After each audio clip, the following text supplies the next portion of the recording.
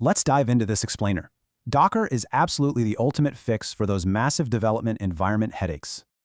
It works on my machine. We've all said it. But why is mimicking setups just so incredibly painful? It's dependency hell. Upgrading a library for one app totally breaks another, sharing that exact same system. So, here's the big question.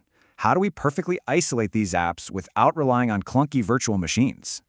Docker is a lightweight ninja deploying in literal seconds, while traditional VMs, they're heavy, slow tanks. Under the hood, Docker uses Linux namespaces. This provides a completely isolated workspace for your network and processes.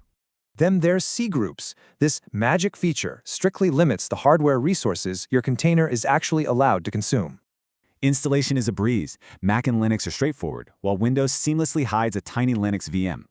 On Windows Pro or Enterprise, you get native containers. Home or Edu users need to use Linux containers. Pick WSL2 over Hyper-V. Hitting weird errors? Just running WSL-update fixes them instantly. Let's look at a real-world scenario. Imagine instantly spinning up a complex Node.js and MySQL to-do app.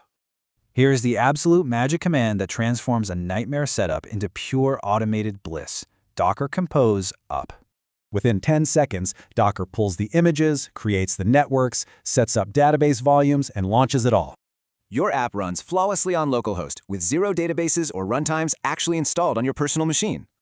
So, with perfectly identical portable environments, is that classic excuse "it works on my machine" finally dead?